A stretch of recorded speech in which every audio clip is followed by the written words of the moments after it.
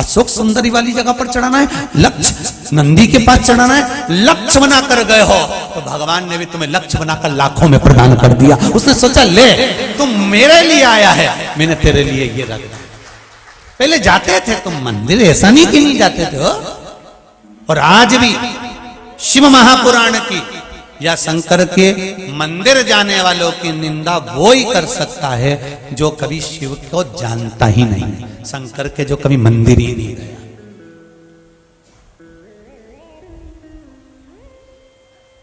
जो मंदिर नहीं गया उस शिव के, जो शंकर को पहचानता ही नहीं है, वो मना।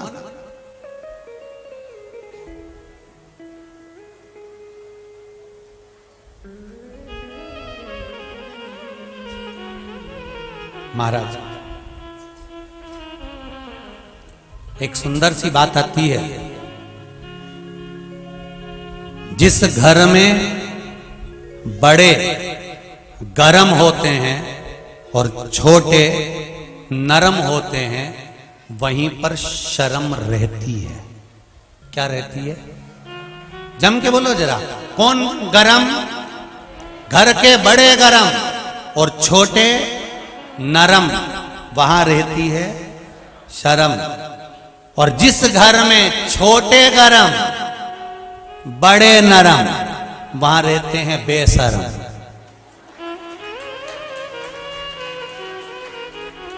कौन है वहां पर? जम के बोलो, बेशरम। और जिसके घर में दोनों ही गरम, वहां के फूटे करम। जहां बड़े भी गरम छोटे भी गरम, तो घर के लोगों के फूटे। बहुत बहुत ध्यान देना शिव महापुराण में, इसलिए शास्त्र कहता है घर के बड़ों को गरम होना चाहिए, छोटों को नरम होना चाहिए। तो नैनों में शर्म रहती है। जहां छोटे अपने माँ बाप को, ताऊ को, ताई को, दादी को, दादा को, नाना को, नानी को, घर के बड़े भाई को, बड़ी भाभी को, बड़ों को आंख दिखाने लगे, अपशब्द कहने लगे, समझ लेना पक्के। मैं काय को बोलूं? तुम बोलो।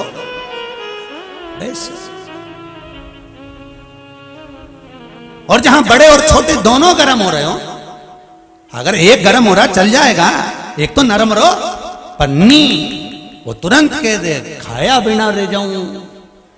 देख लो, मैं तो बोला ही नहीं, तुम पहले ही बोल दिया। खाया बिना रह जाऊं पर बोला बिना नहीं रू। तो दोनों गरम तो फूटे। कमाओ, तुम दुनिया की दौलत कमा लो, सारी संपदा कमा लो, खूब कमाओ, ढेरों अंबारियां लगा लो तुम्हारे घर के अंदर, पैसों का ढेर लगा लो, पर जिसके घर में दोनों गर्म होते हैं, पैसा क्या मुख में खाओगे? सुख होना चाहिए, मीठी वाणी होना चाहिए, मीठा।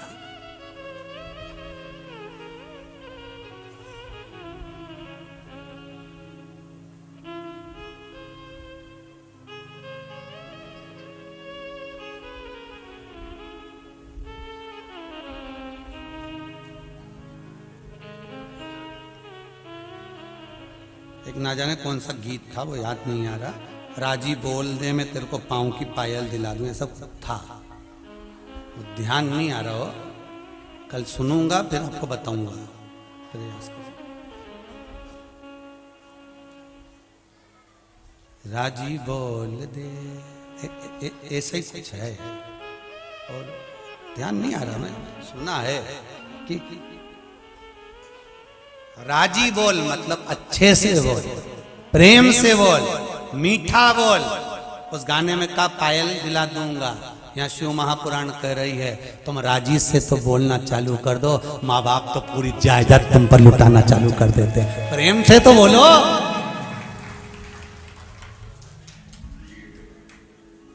पत्नी 50 बार तुम्हारे लिए चाय बना दे,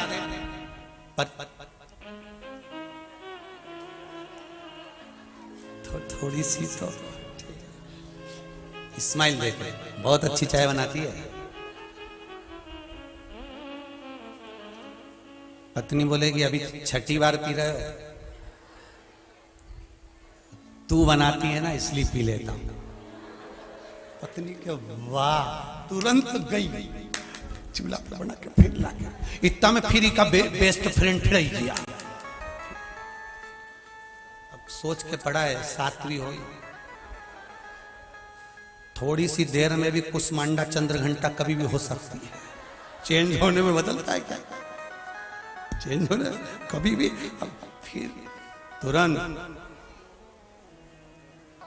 देखो जरा चाय बना दो, मित्र आया।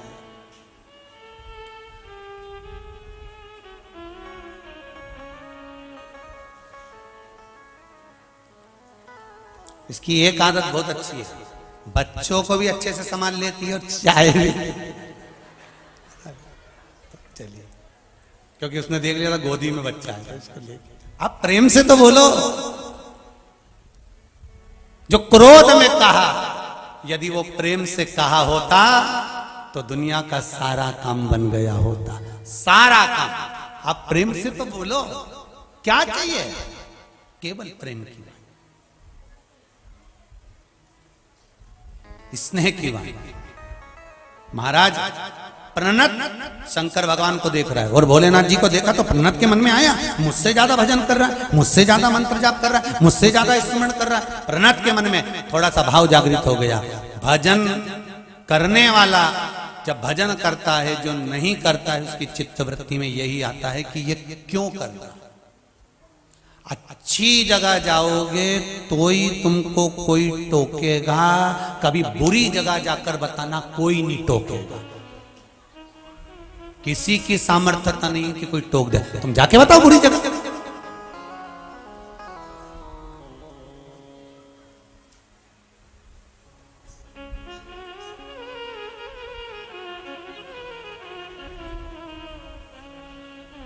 अच्छी जगह जाओगे तो लोग टोकेंगे, तो मंदिर जाना चालू करो, अभी टोकना चालू कर देंगे। बताओ, अपने आप को सती सावित्री समझ रही है। ये एक और भक्तन चालू हो गई सीवर वाला महाराज की। बताओ, जल्दी लोटा लेके मंदिर। हमारा तो पूरा की पूरा गांव पगला हो गया बस सीवर वाला का चक्कर में। जिसे देखो थाली ले लेके जाता फिर मंदिर ही मंदिर दिखे। अभी इतने दिन से कथा नहीं आ रही थी तो इनके नींद नहीं आ रही थी।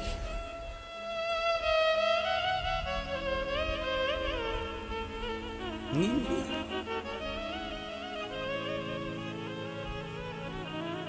अब कभी कोई गलत जगह जा रहा हो, कोई वेश्यावृत्ति करने जा रहा हो, कोई जुआ खेलने जा रहा हो, मदिरा पान करने जा रहा हो, मांसाहार करने जा रहा हो, किसी के साथ कोई धोखा करने जा रहा हो, किसी का पैसा कोई खा रहा हो, मां कोई टोकने वाला नहीं रहेगा। और लोग सहनसाई बताएंगे, अच्छा है करो करो, अच्छा है करो करो, क्योंकि गलत संगति में वो तुम्हें डुबेना चाहते हैं। पर तुम जब अच्छी जगह जाते हो ना तो लोग टोकने वाले बहुत मिल जाते हैं। कहां चक्कर में पड़े हो? काय को बेलपत्री में शहद लगाकर शंकर जी को चिपका रहे हो? क्यों काली मिर्ची चढ़ा रहे हो? क्यों शिव जी पे दूध चढ़ा रहे हो? दूध चढ़ाने से होता क्या है? क्या होगा? क्या होगा चंदन की माला से जपने से? क्या होगा तुलसी की माला से जपने से? क्या होगा गले में तुलसी की माला और रुद्राक्ष की माला पहनने से? अच्छी जगह जाओगे तो लोग टोकेंगे, आपको रोकने का प्रयास करेंगे। पर आग लगे बस्ती में, अपन रेव मस्ती में, बेलपत्री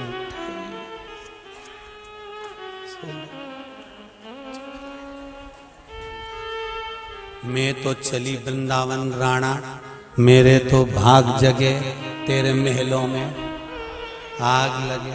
हमें क्या करना उससे?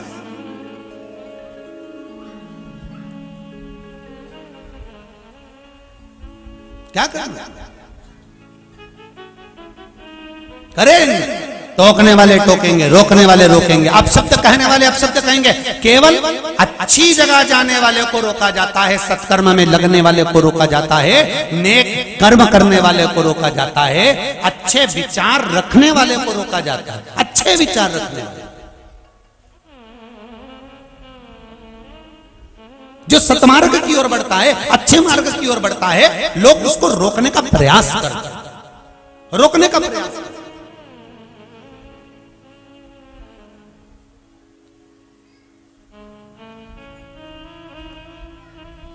उसको रोकने का हमारे सीहोर में कई संस्थाएं, एक संस्था हमारे सीहोर में एक उंगली गुरु करके भी है, एक संस्था हमारे सीहोर में उंगली गुरु करके भी है। वो एक उपाध्याय बंधु हमारे यहाँ है, योगेश जी उपाध्याय करके, वो उस संस्था को चलाते हैं। उन्होंने कोरोना महामारी में जितने लोग निकल रहे थे सबको कम से कम नहीं तो 1.5 से 2 साल तक जन सहयोग से, पूरे सीहोर वासियों के सहयोग से भोजन कराना, सामान देना, कम्बल उड़ाना, ये करना वो करना। अब व्यक्ति जब अच्छा करने लगता है ना तो अच्छे करने वाले को लोग उसमें फिर कहीं ना कहीं भांजी मारना प्रारंभ कर देते। पर मैं कहूंगा जैसी वो संस्था है आगे बढ़कर, जैसे उंगली ग्रुप आगे बढ़कर जनता की सेवा सहयोग समर्पण करता है, ऐसा मेरा निवेदन है कि जब कोई अच्छा काम करे तो आपको आगे बढ़कर उसको सहयोग करना चाहिए, पाँव नहीं खींचना है। और केवल हमारे सीहोर की बात नहीं करेंगे, इंदौर में कई संस्थाएं ऐसी बनी हुई हैं, उज्जैन में कई संस्थाएं ऐसी बनी हुई हैं, भोपाल में कई संस्थाएं ऐसी बनी हुई है। आप जिस नगर में रहते हो, जहां आप कथा सुन रहे हो आस्था चैनल के माध्यम से, आपके नगर में भी कई संस्थाएं ऐसी बनी होगी जो अच्छा काम करती होगी। पर अच्छे काम करने वाले को रोका जाता है, टोका जाता है, उनकी बुराई करी जाती है, उनकी निंदा करी जाती है, उनकी टांग खींची जाती है, उनके अपशब्द कहे जाते हैं, जिससे अच्छा काम करना छोड़ दें। पर जितने अच्छे काम करने वाले लोग हैं उनसे कहना चाहूंगा, क्या किसको रोइए, जम के बोलो रे चादर तान के, और आग लगे बस्ती में अपन रहो मस्ती में। अब अलमस्त होकर अपना स्मरण करिए, सेवा करिए।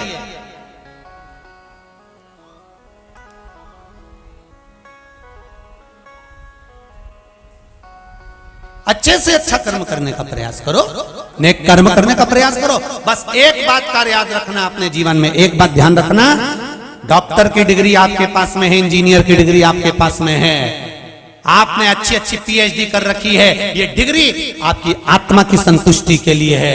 पर सही संतुष्टि, सही डिग्री तो वो होती है जब हम किसी रोते हुए के चेहरे पर हंसी दे देते हैं, हम किसी के चेहरे पर स्माइल दे देते हैं, हम किसी के चेहरे पर प्रसन्नता दे देते हैं।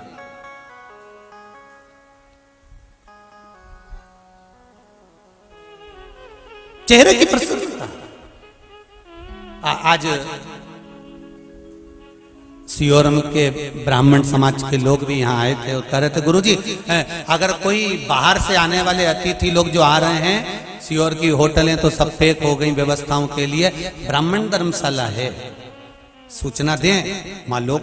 और आपसे भी निवेदन है, हमारे सीहोर के आप कहीं आ रहे हैं, आपके 28 फरवरी से 6 मार्च तक पहले तो प्रयास करो कि जितने सीहोर में आपके रिश्तेदार रहते हैं ये कब काम आएंगे,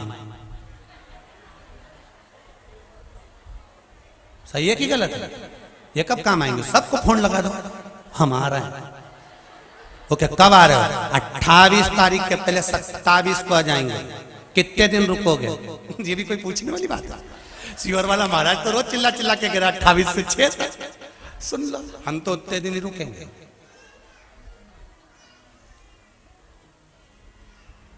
कईयों के बीपी ऊंचे नीचे हो जाएंगे।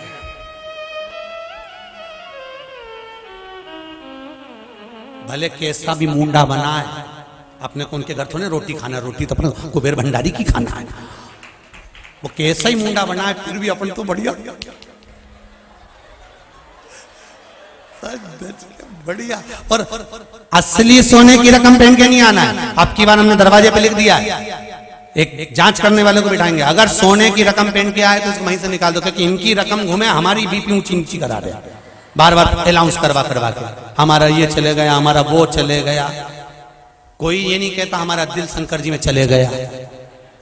तो आप बिल्कुल सावधानी से आना, सब सोने का सामान घर छोड़िए, और 7 दिन के लिए सोने का सामान घर नहीं, सोना भी घर छोड़िए। यहाँ तो भजन करना है, आधी आधी रात के केवल भजन करो, क्योंकि इतना बड़ा पंडाल में सब सोएंगे। आधी रात के कोई उठा, ई पे पांव धरा, फिर उठ के बैठा, इससे अच्छा अपन तो यूं बैठे बैठे रात निकालो। श्री शिवाय। श्री शिवाय। अच्छा, आनंद बहुत आता है, ईमानदारी की बात है। पिछले रुद्राक्ष में तो आप लोग आए नहीं होंगे, जो आए होंगे उनको मालूम होगा कि रुद्राक्ष उत्सव का एक आनंद ही दूसरा। जिन्होंने पिछले रुद्राक्ष उत्सव के भी फोटो लिए होंगे या वीडियो बनाई होगी, उनको अंदाजा होगा कि क्या रुद्राक्ष उत्सव। और अब की बार मत छोड़ देना, क्योंकि ये दूसरी बार है। इसके बाद में रुद्राक्ष नहीं बांट पाएंगे, क्योंकि व्यवस्थाएं बहुत लगाना पड़ती है। बहुत व्यवस्थाओं के साथ में पूंजी आदि कादिक भी बहुत लगती है, व्यवस्था नहीं हो पाती है। इसलिए ये दूसरी बार हो रहा है। जो वंचित रह गए हों, जिनको नहीं मिला हो रुद्राक्ष, छोड़ना मती।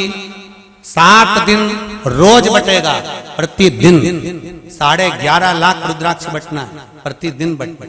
तो आप खूब प्रेम से आओ, खूब आनंद से आओ और बाबा का गुणगान गाओ और बाबा का भजन करो। 1 बजे से 4 बजे तक रुद्राक्षोत्सव में शिव महापुराण की कथा सुनो। सवेरे 10 बजे से लेकर शाम के 7-8 बजे तक दिन भर भंडारा चलेने, तो तुम तो डट के खाओ, पर निवेदन है पूरी जेब में भर के मत ले जाओ, तो डट के भजन करो। हर हर भगवान शिव की कथा कर रही है, ओगरदानी शंकर का चरित्र कह रहा है। आपका चित्तवृत्ति स्वयं प्रणत के मन में आ गया और प्रणत के मन में आया कि ये मुझसे ज्यादा भजन कर रहा है, ये मुझसे ज्यादा स्मरण कर रहा है। जो भजन नहीं करता दुख उसको होता है कि ये ज्यादा क्यों कर रहा है, ये आगे क्यों बढ़ रहा है, ये इतनी तरक्की क्यों कर रहा है। बिल्डिंग सबको नजर आती है, पर बिल्डिंग के नीचे जो बिम गड़े होते हैं वो किसी को नजर नहीं आते कि इसने अपनी जिंदगी में कितना संघर्ष करा होगा, कितना ठोकर खाई होगी, कितना ठुकाया होगा, नीचे से कितना मजबूत होगा, तब जाकर बिल्डिंग खड़ी हुई होगी। व्यक्ति ने कितना दुख झेला होता है, तब जाकर उन्नति की सीढ़ी पर चढ़ पाता है। कितना दुख झेला होगा, तब आगे बढ़ा।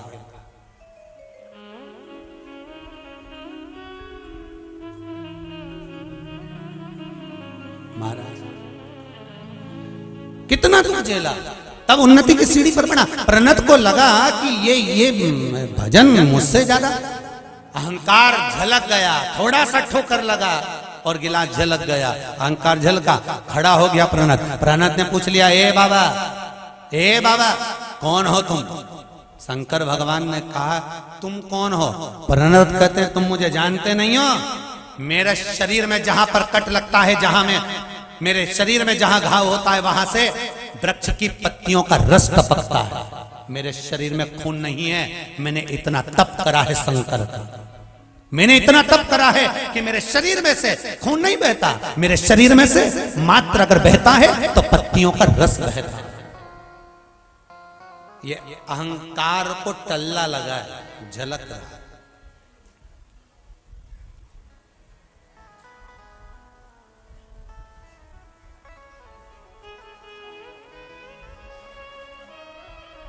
ये टल्ला लगा। अब शिव जी ने कहा, तुम्हारे शरीर से क्या टपकता है। कहा, जो पत्तियां खाई है उसका जो रस है वो टपक रहा है। ओ बहुत बढ़िया। शिव जी बोले, है तो शरीर ना, इस शरीर के अंदर जो कुछ भी है वो केवल एक भस्म है, केवल भस्म। प्रणद ने कहा, इस रस को टपकाने के लिए मैंने कितना शंकर का भजन करा होगा, तुम्हें मालूम है। कितना शिव का भजन करा होगा, तुम्हें ज्ञात है। शंकर भगवान ने कहा कि है तो भस्म ही, ये तो भस्म ही।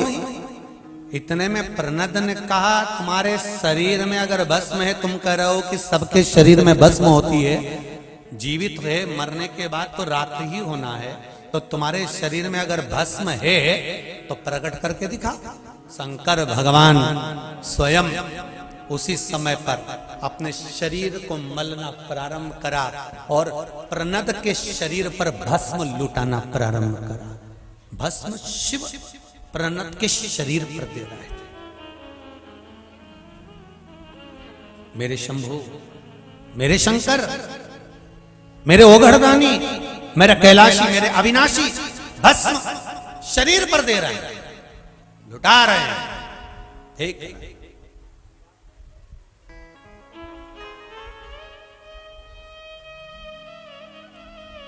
प्रहलाद ने कहा ये तो शरीर में भस्म लगाकर आ गए होगे इसलिए उड़ा रहे हो। शरीर के अंदर भस्म है क्या? जैसे मैंने शरीर को काटा उसमें से पत्तियों का रस निकला, क्या शरीर के अंदर भस्म है?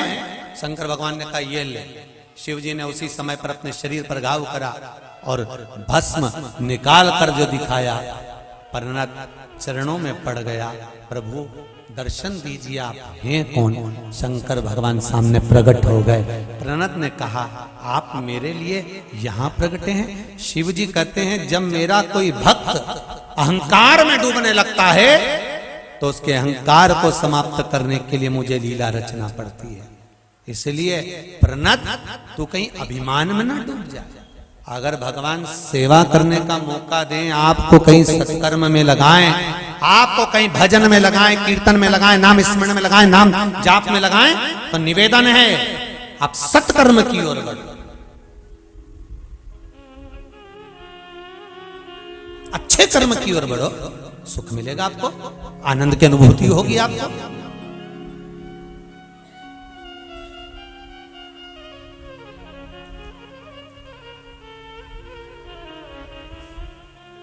आप अच्छे कार्य में कोई बढ़ रहा है, उसमें एक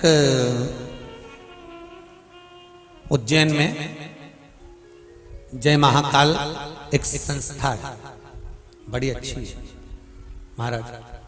जब कुंभ का मेला हो, चाहे सावन का महीना हो, चाहे शिवरात्रि हो, चाहे मुख्य सोमवार पड़ते हो, शाही सवारी निकलती हो, वो संस्था का देखा है कि वो नियम से इतनी सेवा करती है, इतनी सेवा करती है कि सेवा में अपने पलक पावड़े क्या ना बिछा दे, उस सेवा के क्रम में लगे।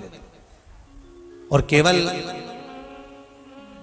हमने एक चीज तो देखी है कि सारे तीर्थ हैं, बहुत सारे तीर्थ हैं, सारे तीर्थों में बाहर से भक्त आते हैं, वो व्यवस्था करते हैं, पर उज्जैनी तीर्थ एक ऐसा देखा जहां पर रहने वाले लोग अपने आने वाले भक्तों के लिए खूब सेवा किया कर। महाराज शिव महापुराण की कथा कह रहे हैं, मेरे ओघड़दानी मेरे शिव की कथा कर रही है कि विश्वास रखकर गलती ना करें। हमारे जीवन में हम गलतियां बहुत कर रहे हैं। हम मध्याह्न के बाद में स्नान अगर कर रहे हैं तो वो दुख है, तकलीफ, कष्ट।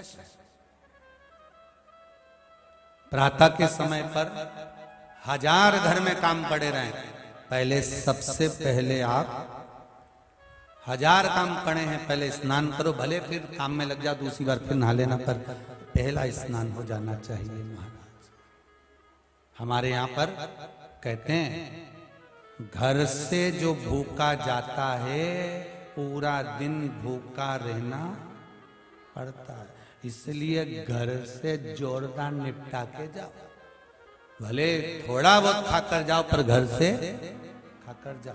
अगर खाकर जाओगे, भोजन करके जाओगे, तो जिस के यहाँ जाओगे वहां वहां पर खाने को जरूर मिलेगा। और भूखे चले गए ना, भले तुम्हारे मामा जी ने, काका जी ने, बुआ जी ने, मौसा जी ने, मौसी जी ने, ताचा जी ने, चाची जी, किसी के यहाँ भी चले जाओ, खाने तक को नहीं मिलेगा।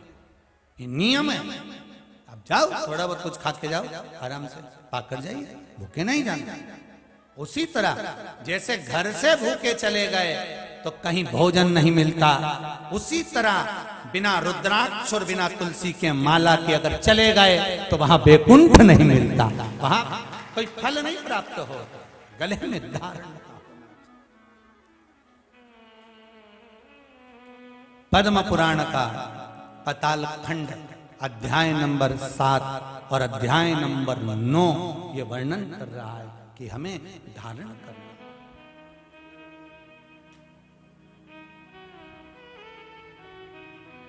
महाराज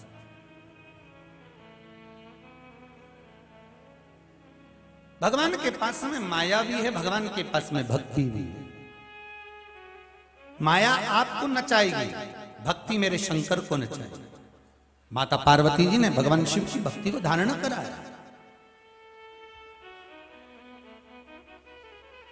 कितना बल है, कितना बल भक्ति में। पार्वती मैया ने शिवलिंग का निर्माण करा, पूजन करा, अर्चना करी। एक जगह पर बैठकर गुफा के अंदर माता पार्वती अपनी सहेलियों के साथ बैठकर शंकर जी की आराधना कर रही हैं और शिव की आराधना में लगी हुई हैं। उस भक्ति का बल कितना प्रबल होगा कि पार्वती मैया बैठकर भजन कर रही हैं और शंकर भगवान का आसन डोल रहा है, शिव जी का आसन डोल रहा है। जब तुम शंकर भगवान पर एक लोटा पानी चढ़ाते हो, जब तुम शिव जी पर धतूरा चढ़ाते हो, जब तुम शिव जी पर पुष्प चढ़ाते हो, बेलपत्र चढ़ाते हो, सच्ची श्रद्धा विश्वास और भक्ति से चढ़ाते हो, तो देवताओं का आसन भी डोलता है। देवलोक का आसन डोलता है।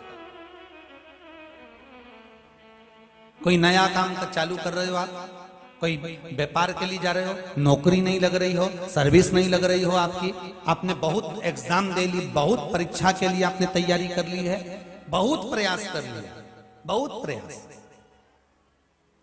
अथक प्रयास आपने कर लिया। भगवान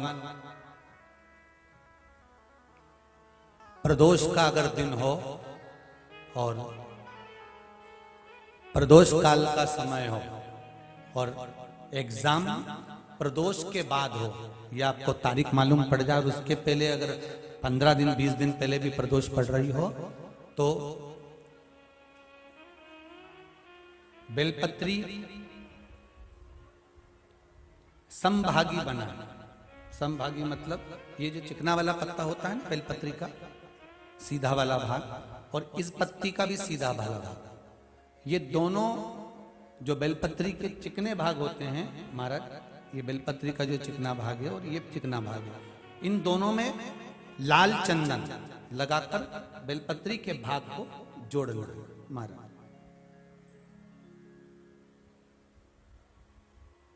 इस भाग को अपने हस्त कमल में रखकर उल्टा हाथ उस पर रखकर भगवान देवाधिदेव महादेव के 12 ज्योतिर्लिंग का स्मरण करना।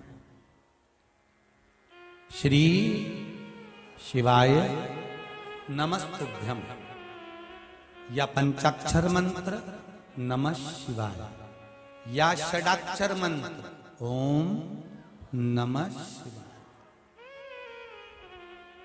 पंचाक्षर मंत्र हो, षडाक्षर मंत्र हो, श्री शिवाय नमस्तुभ्यम शिव महापुराण का मूल मंत्र हो, स्मरण कर कर उस मंत्र का अपनी कामना कहकर अशोक सुंदरी वाली जगह पर उसको छुआ कर भगवान शंकर पर उसका स्पर्श कराकर उसको लाकर नंदी का एक चरण, ऊंचा भाग जहां चरण का हो, नंदी जब शिव जी के सामने होता है तो उसका एक पांव ऊंचा होता है, नंदी का जो पांव ऊंचा हो, उस मंदिर में जो भी, चाहे आगे पांव हो पीछे का पांव, जो पांव उस मंदिर में हो ऊंचा, उस चरण के पास अपनी कामना कर कर रख दीजिए। और थोड़ा सा मूंग, हरा मूंग थोड़ा सा, श्री गणेश जी महाराज का नाम लेकर किसी भी गौशाला में या नंदी गण जहां हो, आपके मोहल्ले में कोई नंदी हो जो घूमता हो रोड पर, कोई बैल हो, तो उसको वो मूंग खिला दीजिए। और उसके बाद थोड़ा सा मूंग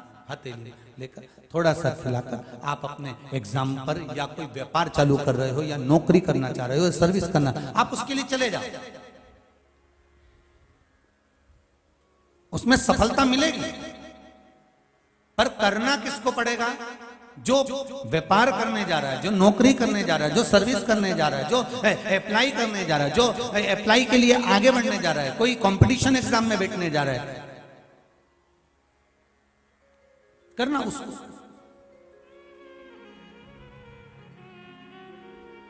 अच्छा, शादी करना है लड़के की, उपाय कर रही अम्मा, उपाय मां कर रही है। शादी करना है बेटी की, उपाय कर रही मां। थोड़ा तो बेटा बेटी का हाथ तो लगवाओ उसमें, भले वो करने नहीं जाए पर स्पर्श तो कर दे उसको।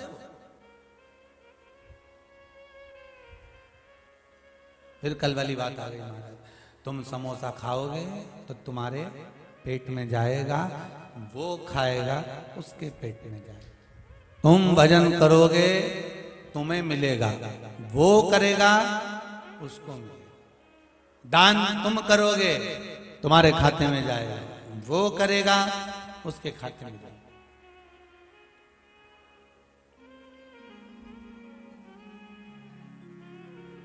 मरने के बाद घर के बच्चे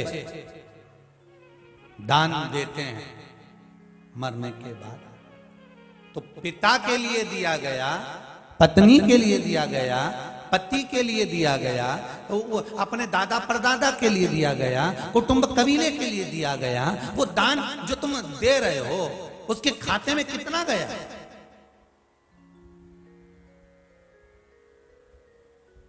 कितना प्राप्त हुआ? अरे जरा विचार तो करिए। श्रीमद् भागवत में स्पष्ट कहा गया, श्रीमद् भागवत में स्पष्ट कहा कि वो धुंधकारी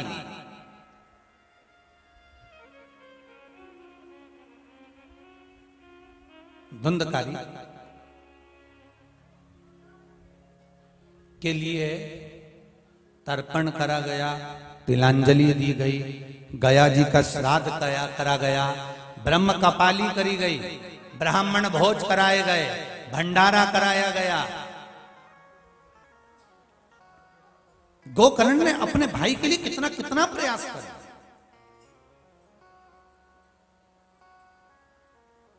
अथक प्रयास गोकर्ण ने कर दिया, तब भी धुंधकारी को मुक्ति मिली थी क्या? जम के बोलिए जरा। नहीं मिली। जब नहीं मिली तब सूर्य नारायण भगवान के पास में गया और वहां जाकर कहा, प्रभु मेरे भाई को मुक्ति नहीं मिल रही। सूर्य देवता ने कहा, तुमने क्या करा? मैंने पिंडदान करा, मैंने तर्पण करा, मैंने ये तिलांजलि दी, मैंने वो तिलांजलि दी, तो मैंने तो गया जी का पिंड भी दिया, और गया जी का पिंड दिया तो कम से कम उसको मुक्ति तो मिलना थी। फिर गया जी के पिंड के, आखिर गया जी में पिंड दिया जाता है तो फिर मुक्ति क्यों नहीं मिली? तो इतने में सूर्य नारायण भगवान ने कहा, अरे गोकर्ण, तेरे भाई को मुक्ति तो मिल जाती, दिक्कत नहीं है। तूने गया जी में जो पिंड दिया उससे मुक्ति तो मिल जाती, पर एक गलती हो गई। गया जी में पिंड देते समय तूने धुंधकारी का नाम लिया, संकल्प देते समय उसके पिताजी का नाम लिया, उसकी माताजी का नाम लिया, और गोत्र तूने आत्मदेव का बोला, उसके पिता का गोत्र बोला। पर धुंधकारी आत्मदेव की औलाद थी क्या? धुंधकारी आत्मदेव का पुत्र था क्या? नहीं। धुंधकारी तो एक सखी की संतान थी, एक सहेली की संतान थी, जिसको वो पैसे से खरीद कर ले आई थी और लाकर कह दिया ये मेरा पुत्र है, ये मेरा बेटा है, और उसका भरण पोषण पालन करने लगी। तो भगवान सूर्य नारायण ने कहा, गया जी से मुक्ति मिल जाती। का बोलता? किसका? धुंधकारी की माता का, पिता का गोत्र बोलता तब, पर गोत्र बोला गया आत्मदेव का।